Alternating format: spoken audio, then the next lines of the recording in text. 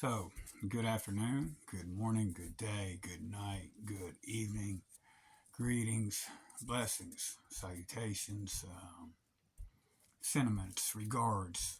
That being said, I hope that this video, if you are fortunate enough to get to hear it or see it, I hope it finds you well, whatever you are, wherever you are, whenever you are, whyever you are. Foremost, I'm most thankful to my Creator, who I perceive to be my Father, my only Father, my Father in the heavens above, the same as anywhere else. I perceive that being said, a little disclaimer, I perceive my Creator to be the true Alpha, true Omega. Thus, the only way that could readily be comprehended would be for that to mean the totality, meaning my Creator's everything. And as a piece of everything, although I'm just a grain of sand in an infinite ocean, the same vitality, the same energies, the same everything that runs through everything likewise runs through me, and in some small part I'm able to express on an individual basis. In other words, I am a living, animated testament to the awe, to the grandiose, to the mighty, to the evil, to the happy, to the sad, to the good, the bad, and everything in between. You see, whereas most people will oftentimes confuse the meaning of alphabet when they speak their babble because they don't know language or how to talk. When something is the alpha, what does that mean? Okay, well, lots of buildings have cornerstones. Matter of fact, they all do, right? What makes a pyramid separate? A pyramid's different because it has what's considered a chief cornerstone. A chief cornerstone, well, that is that is where my father sits. And most things in this lifetime, in this world that we currently find ourselves in, are the very tenets, the very teachings, the very virtues that are what make up the opposite of what should be. Why? Because they represent ideologies of those who rejected that cornerstone.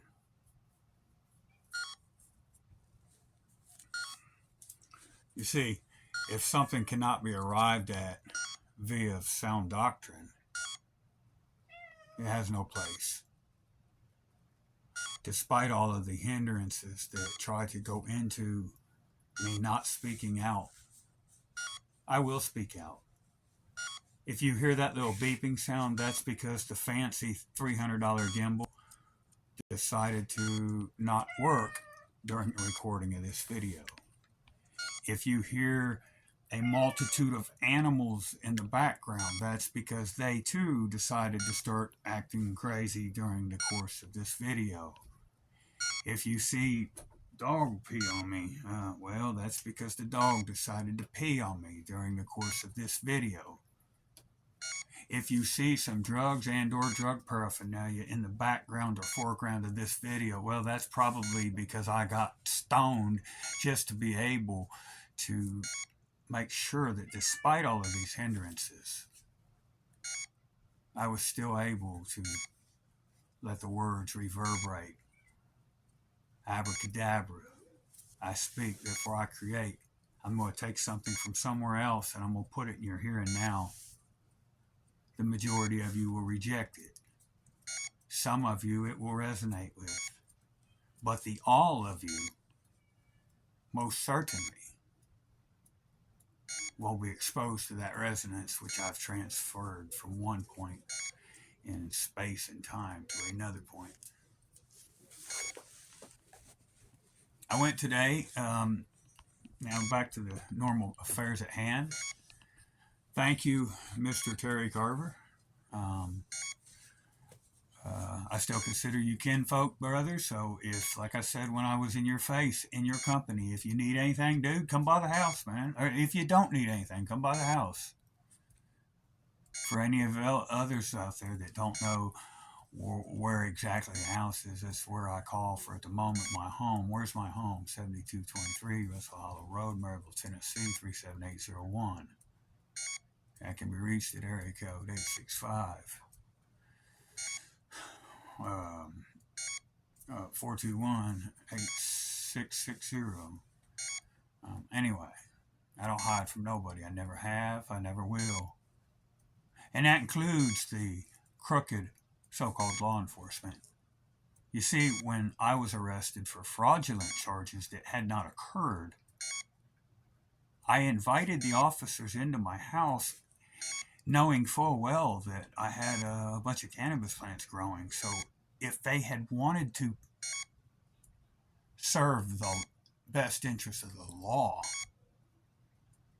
they would have arrested me for a legitimate crime. However, as I've illustrated and proven time and time again, they're not interested in serving or protecting anything but their handlers, and they don't even know whom their handlers are, and will get very irate if you try to point out who they are. You see, they don't know who they're working for. They can't know, because if they did know, they wouldn't work for them. If they did know and still chose to work for them, trust me, they would not be at such lowly positions that they had to extort money from old women.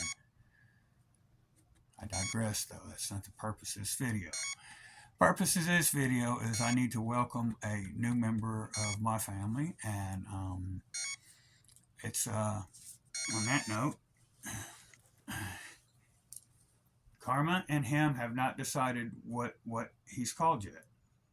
I say Karma Dog because, as some of you may know, Bandit passed away about 3 weeks ago. Bandit is special more so than words can verbalize. For one, he's the oldest I've ever met. Without sounding too crazy, I've met some old dogs. Bandit is the oldest. When I say old, I couldn't put it in terms of a numerical value that would make sense to you. If I tried, I'd say, well, at least 300-400. I mean, now, that probably sounds retarded. That's the way it is. But Bandit was old beyond. More importantly, he's the only dog that, like, I'm a motherfucker a lot of the times, and he was assigned to me.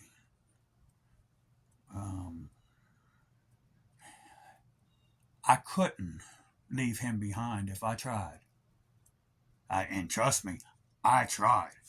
I mean, even jumping in cars, locking the doors and windows, hitting the gas pedal 100 miles an hour to leave him in dust, I could not lose him. He's the one in this incarnation that has been with me from the time he was assigned to the time he left.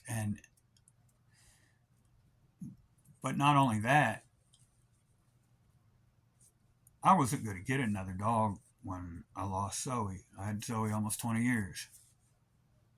I guess I had an uncle that felt bad he didn't get another dog, and I've had other family members that, way back when lost an animal. And anyway, in conversations with my mother and I, she made me promise that, at some point I wouldn't just, it wouldn't be the end of the world, I'd get another dog. But I told myself, no, I ain't getting no dog.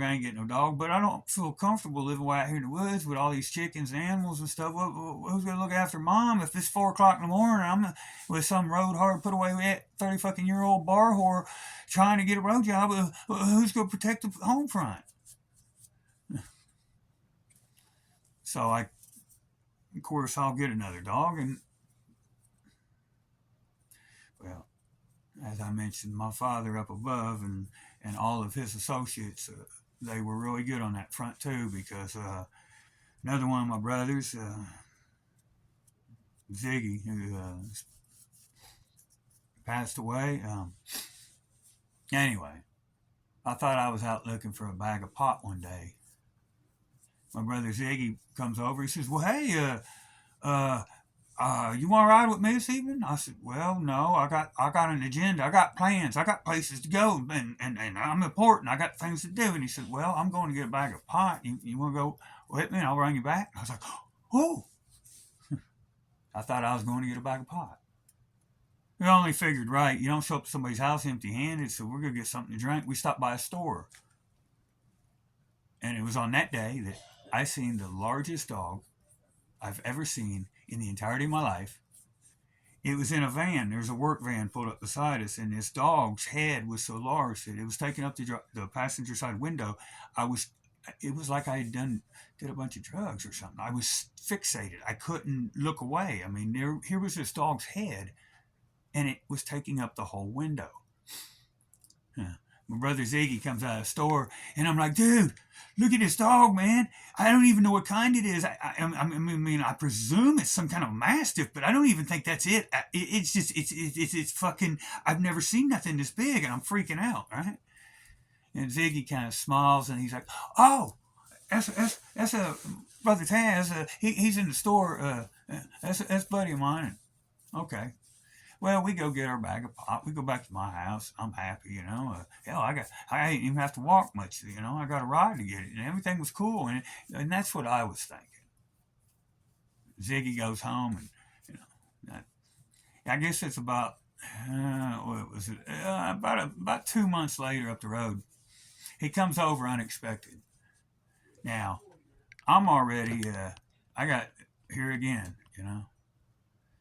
I gotta be doing something, going somewhere, having something, being something. And it's in them moments that all of us most often overlook our Father who we all share, moving and doing.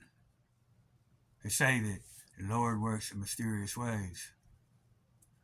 That's the most truthful thing you could ever think when you're thinking in terms of divinity. Divinity is the most mysterious of all. That's why no matter what outfit you allege to associate with, hell, even if you want to be a motherfucking a fraternal brother, you want to be a builder of a sword, a mason, a free son of Ma, whatever the fuck you want to call them. Which you have to be that before you can become a Shriner. But anyway, I digress. You have to believe and know in your heart that there's most certainly somebody up above. Now, you might call that up above. I mean, I don't know. Between you and the top, there's a lot of things. Don't get caught up in the titles, because I tell you what, you see a little fucking 3-inch tall gin float in on a motherfucking, the shot glass, the bottles that only hold a shot worth of liquor like you get on an airplane. You see a 3-inch tall purple gin fly in on a wild turkey, one-shot wild turkey bottle and give you a bag of dope, and then all of a sudden he leaves, and the next day you find the bottle on your seat of your car with a little note inscribed in fucking Gaelic, and you gotta go through shit and hell to fucking get somebody to damn translate it. And when they translated it, you find out it was your name and your birth date in a foreign language. Anyway, that might be God to you. To some people, a big titty blonde is God. When I refer to your Creator, I'm referring to, look at the pyramid. A pyramid is the most strongest geometric shape in existence. You notice how at the bottom, it's really fucking wide. And then it all comes and tapers to a point at the apex, at the top of that point. That's your Creator. Now, in between there, let's say you're someone who's on the very bottom run of block on that pyramid. Fuck, that's wide.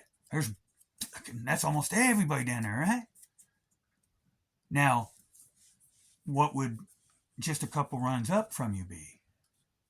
It'd be real easy for you to mistakenly perceive just 3 runs up from you as God. Because you just, it just keeps tapering up. Now, how high is that pyramid? Is it 100 feet? 1,000 feet? That's why I don't refer to God as God, because when you get to the top, that's your divine, the spirit. Yeah? But in between yourself and that top, there is a whole lot.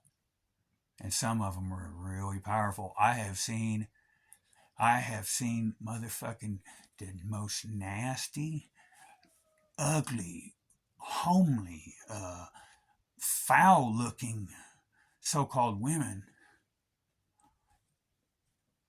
walk into a casino and walk out in a half hour, thousands of dollars, and not spend the first penny, not give up the first anything. They would work a room. If they put 2 of them together, they could work everybody in the room more than once. Anyway, I digress. I do that quite often. So, Kinfolk Terry, come by sometime. I really meant that. I mean that to everyone, All is always welcome around me.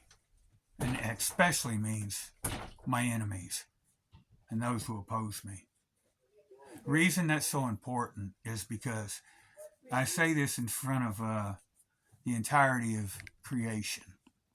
If you are an enemy of mine, it is not my fault. If you are an enemy of mine, it is because I'm not knowledgeable or aware of your position. It has nothing to do with me. And for those of you that might try to disagree with that, come find me.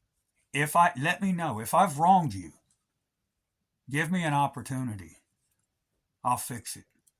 If I can't fix it, then at least let me grovel at your fucking feet and beg you for forgiveness. And I don't care who or what that entails. And that includes any devils, any gods, any demons, any angels, any animals, any people, any men, any women, any racist skinhead cracker white boys, as well as any fucking dirty, greasy-headed, fucking dope-smoking niggers. It doesn't matter. Anything, any being. I don't have enemies. The reason I don't have enemies, I don't quite know, but I would presume it's probably the same reason why I don't have anyone else either. I know that there is a purpose for everything. I know that I'm needed. Beyond that, every day it's a struggle. I usually don't have anyway. If we're enemies and I've wronged you in some kind of way, allow me ample opportunity to atone for it, to try to make good on that debt, on that problem. I know the value of not having anyone in opposition of you. It's like I take my own personal life, for example.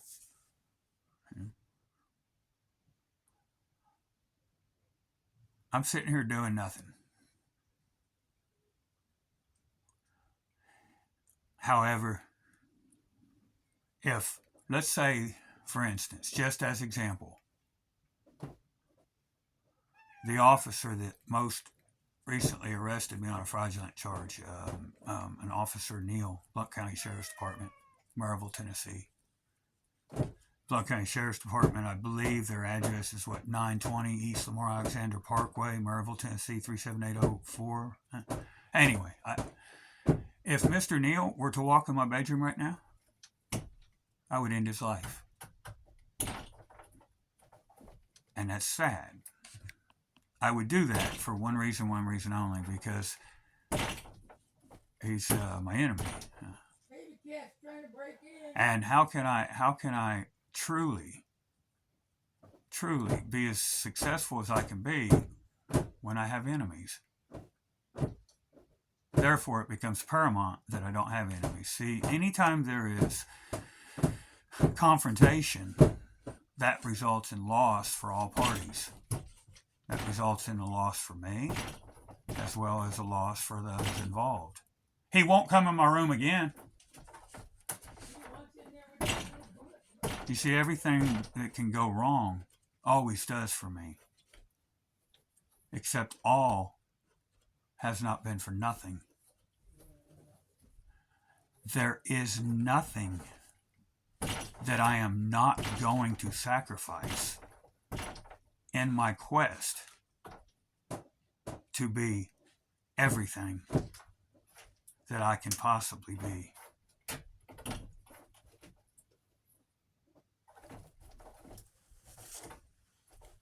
So, ever since losing Bandit, Karma doesn't get out of the bed. All day, all night. I have to beg, and probably about midway through the afternoon, I'm able to coax her outside long enough. She'll go to the bathroom, and she'll find somewhere, wherever I'm out outside, and she'll lay down. Some of it's pain. Something happened to her. She developed, like kind of Bandit, developed this mysterious injury. I hope I never find out somebody kicked Bandit and caused something. But she, too, developed a mysterious, something happened to her hip now. So some of that was pain, but the majority of it was Bandit. You see, a month or two after meeting Ziggy's buddy Taz,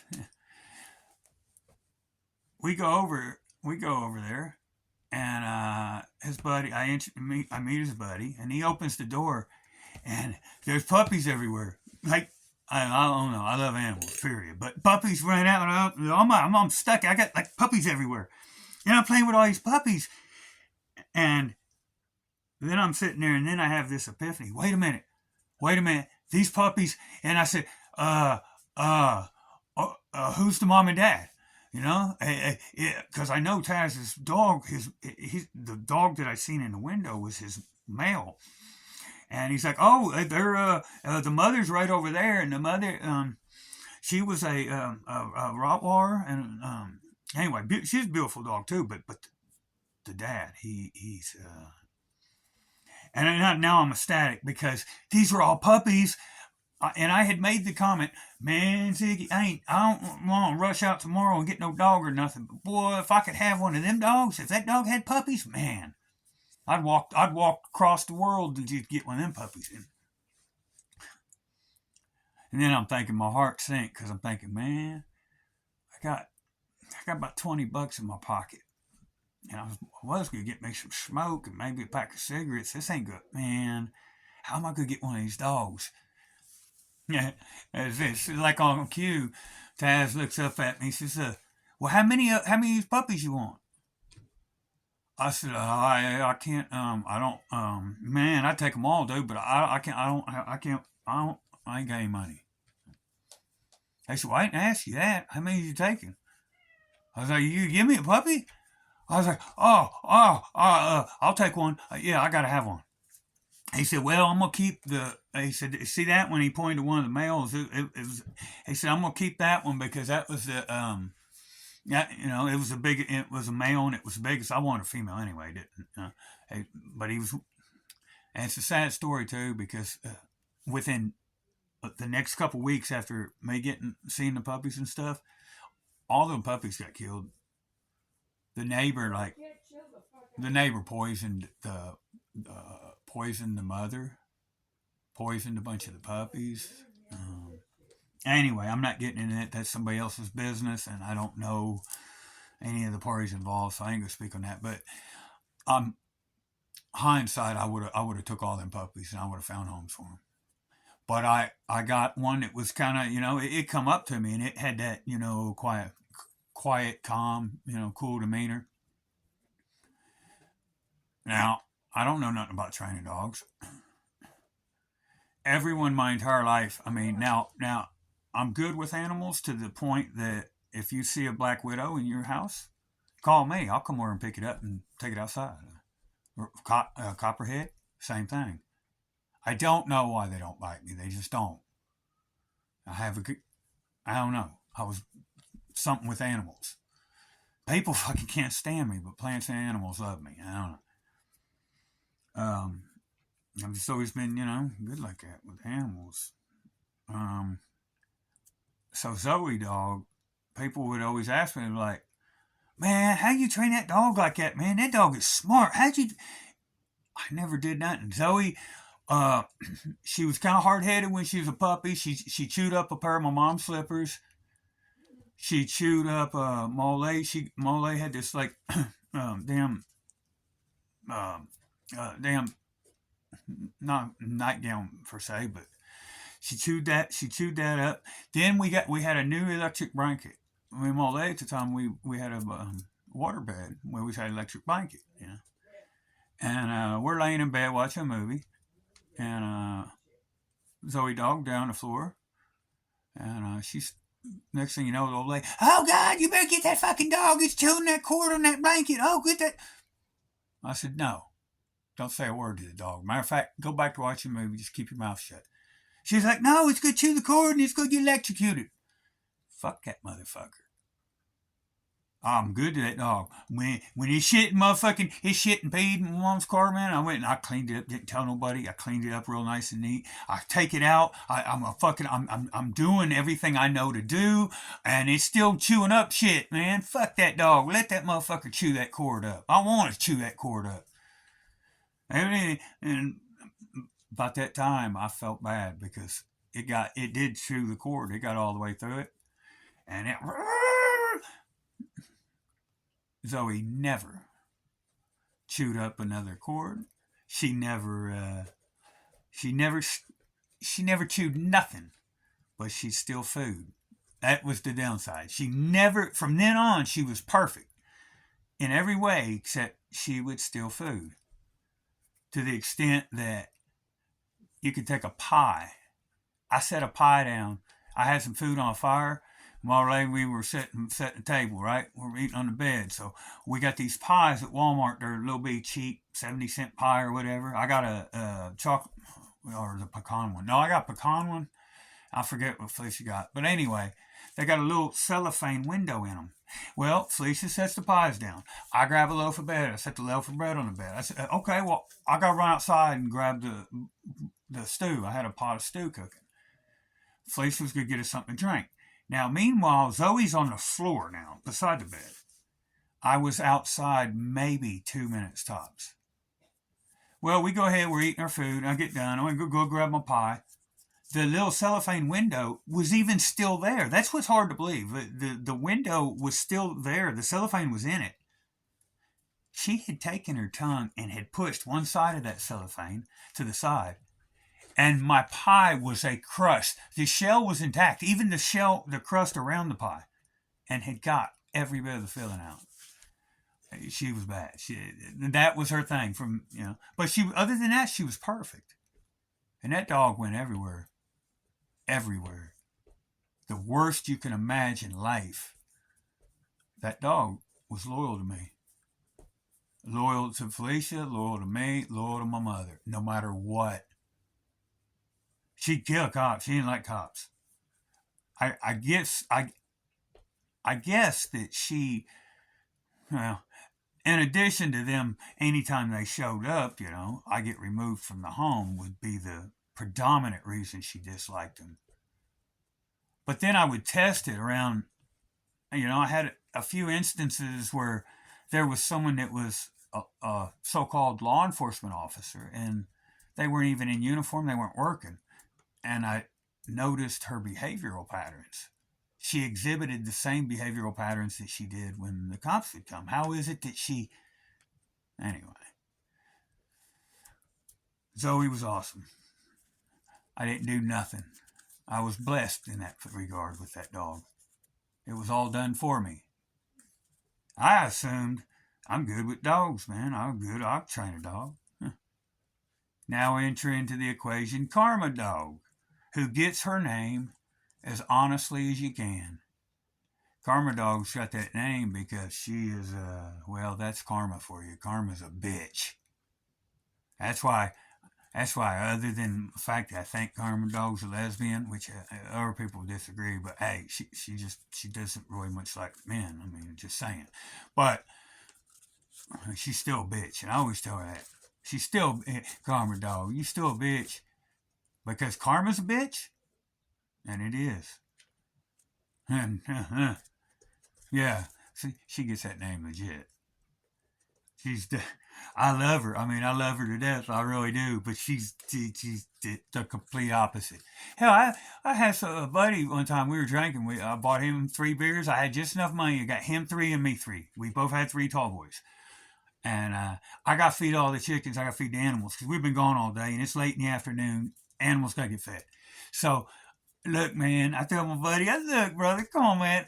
Don't let nobody spill my beer, because I opened one. I was hot, and he was hot, and I opened my first one. He went ahead and sat down, you know. Don't let nobody mess with my beer, man. I ain't took but a drink out of it. I go grab the water, and all of a sudden, I don't know. I look over my shoulder, and my brother's got a smile on his face. I'm like, dude, where's my fucking beer? Where's my beer?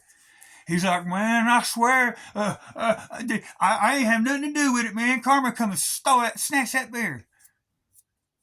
About that time, out of the corner of my eye, I see Karma Dog running in the side of my yard with a beer can, an open beer in her mouth. When she realizes I'm looking, the dog stops right where she's at, sits down on her ass with the can of beer still in her jaws, and she leans her head back, and it doesn't take an idiot to figure out that she's drinking the beer. Then she puts her head back down forward, and I'm thinking, okay, she's going to drop it now. Not only did she not spill any, not a drop, she didn't drop it. She kept on running. We go all the entire way around the trailer, around the chicken coop, around the garage. And when we get back over to the chicken coop where the chase started, she finally, it's a game, and she just drops the fucking beer can, and it's still standing there, and she runs off. She drank 3/4 of the beer and never spilled a drop. My brother witnessed it. He's passed away, but I'm hoping that this little new addition to the family will alleviate some of her grieving, some of my grieving, some of all of our grieving, but also, you know, just like I'm nothing but a damn what do you want to call it, what do you call that, a prototype. So is this little beautiful little creature in my lap. Yeah. Except we have the intelligence between the two of us to have nothing but the greatest respect, compassion, consideration, and admiration for our Creator. And me sitting here, this is a testament to the power of our Creator. I mean, I could. This video's already went 30 minutes. I could speak for the next 20 years, 24 hours a day, and I couldn't. There'd be some that I couldn't convince, but it's a magical, magical, magical place. Everything is, regardless of your individualized perceptions. It was with great care, great concern, great consideration and an infinite, yes, a not finite level of wisdom that went into the creation of even the smallest motherfucking flea. That's why I love fleas. I don't like hanging out with them. I really can't stand it if they get in my bed. That's why it would piss me off when some people come over and intentionally scratch your fucking nuts and shit and get fleas on your pillow and shit. Not mentioning any dogs that passed away, Bandit, or anybody else for that matter, but the reason I don't kill bugs and shit isn't because I'm a weirdo, although I am a weirdo. It's because as I know that I'm a prototype, I know that I'm a testament to greatness. I know that this tiny little Chiweenie or whatever they call them in between my legs right now, I know that it too is a testament. What is it that we're a testament of? Greatness. An infinite amount of greatness. And that's all I got. If any of you bored not doing nothing, you happen to be in my area, come by. You know, I ain't got any dope, ain't got any money. If I did, I'd share. I don't. So I mean, I can't share. But something to eat, need something to talk about. Maybe you just need a hug. Maybe you just need to punch around on somebody. And I say that laughingly because I can take it. It's that same testament. You see, I can do anything I'm appointed to do. Anything. All I require to do so is the permission and a little bit of confidence. I don't need anything else because I know I am a testament to the greatness in me. I hope that we all can get on a same page and we can all learn to discover just how truly great we all are. Once you start realizing just how important even the smallest things are, the fleas, then you realize that when you get a rain shower that lasts 5 minutes that's unexpected, it is a bad thing. Because every average size 1 milliliter of water that drops with that rain shower is going to kill how many hundreds of thousands of aerobic microbial life. For the idiots out there, without aerobic, you have anaerobic. You have some microbes and shit that live in an anaerobic environment, meaning free of oxygen. Yeah. But those that live in the top part of your soil, that's why you have soil. Those microbes, yeah, they're important. More so than I could probably ever explain to you. All life is important. Keep on keeping on, everyone. Thanks again, Terry. He's in a good home. Bring his mom and dad by to see him anytime. Peace out, everyone.